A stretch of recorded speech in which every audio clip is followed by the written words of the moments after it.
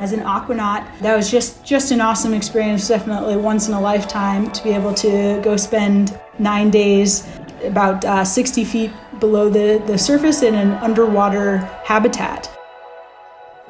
And we would do a full end-to-end mission scenario, simulating the moon or Mars. That's where we really got to put to the test, what is exploration of these planetary bodies going to look like?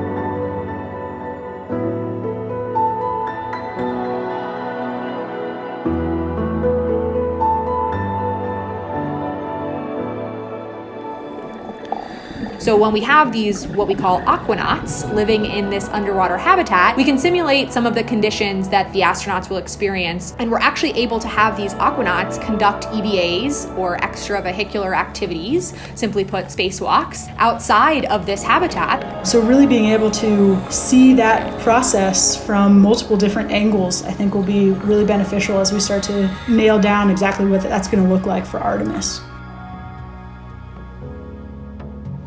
Artemis is taking humans for the first time to the moon's South Pole region. This area of the moon features some of the coldest temperatures in the solar system.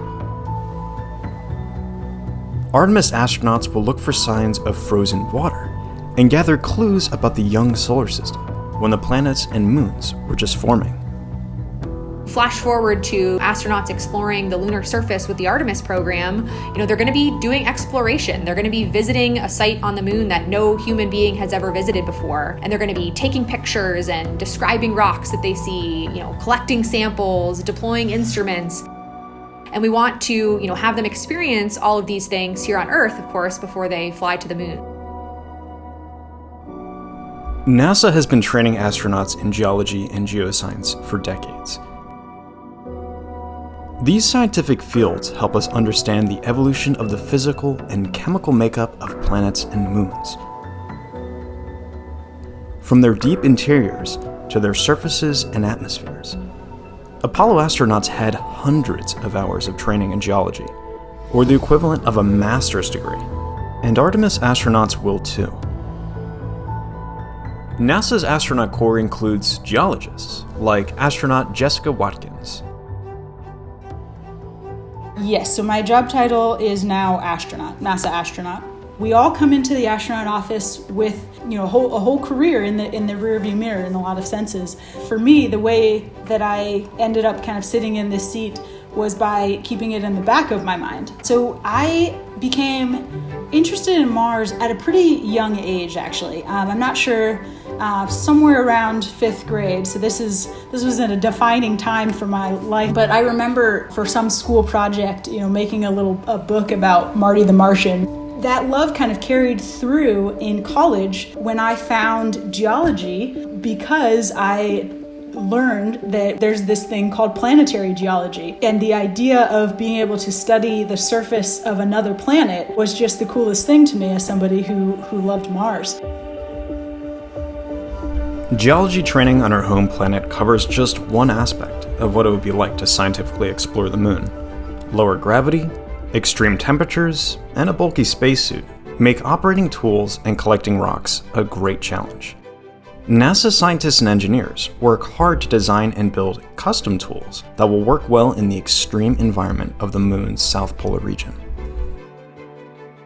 Making any sort of hardware that flies in space is a huge team effort. I help to lead a team of people who are building moon tools. And so specifically the tools that are going to take samples of the moon and bring them back to Earth so the scientists can study them for generations to come.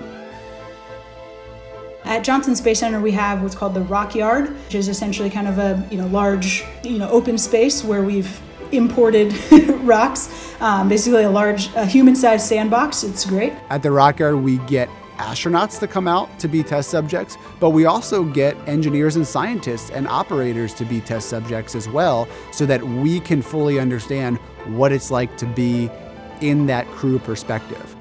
So understanding, what our priorities are, what types of rocks we're interested in and why, but also to start using the tools that we'll be using to collect those samples. Let's just start with the most simple tool, the geology hammer. You all know what a hammer looks like, but in the South Pole, it's going to be really cold there. And so we need to make sure that we're using a material that doesn't break at very cold temperatures. So we create a test plan that includes putting it through environmental testing, so putting the tools in very hot conditions and very cold conditions and making sure they work. We can't just go to the hardware store and buy a hammer. We have to go make a special one. And then we have testing like ergonomic testing to make sure that it actually works with the astronauts and that it fits their gloved hand when they're in the spacesuit. It's not too exhausting for them. There's all of these little different nuances of being in the spacesuit that are hard to fully appreciate unless you get in there.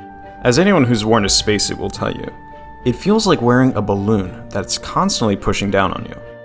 Spacesuits have to meet many demands. They must be sturdy enough to keep astronauts safe in the low gravity and high radiation environment of the moon, but they also have to be nimble enough to allow astronauts to squeeze, poke, and pound their tools. It's tough to describe, honestly. It's large, it's about 300 pounds, I think. You're kind of operating your own personal spacecraft in a lot of ways. The intent is for you to be able to manipulate your arms and legs in a way that you would on the ground. So we have a large pool here at the NBL, the Neutral Buoyancy Laboratory here on site. In the corner, we now have a moon area. So we've imported sand and rocks down there, and we've started to do runs trying to approximate 1/6 gravity. It's kind of a lot of moving pieces, but it's really fun. It's one of the coolest things we get to do. And I'll tell you what, some of my most favorite, moments at NASA have been when I see these engineers start to get excited about the science that we're doing and start to, learn some of the geology terminology, because that really is what creates an effective team. And so hearing, tools engineer Adam Nade start to say, wow, this looks like a basalt that has lots of vesicles with olivine phenocryst in it, just make me incredibly excited, because it means that, we're learning to speak each other's languages.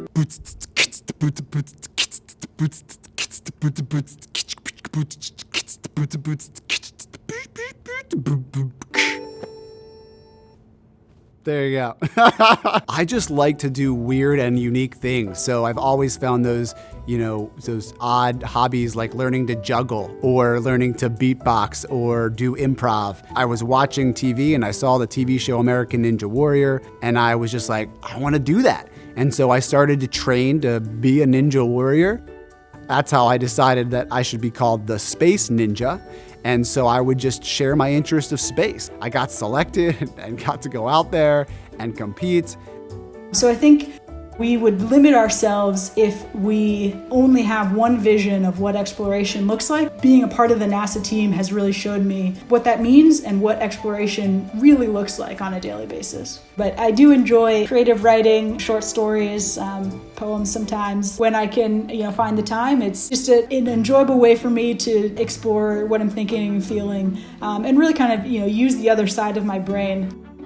Now, whenever I take a step back to think about what I do, it is surreal, and it's thrilling, and realize that I have a leadership role in this too, and I get to influence what we're gonna do on the moon. For me, I think why it is so important for us as humans to explore is that exploration kind of forces us to push ourselves to the limits of our capacities.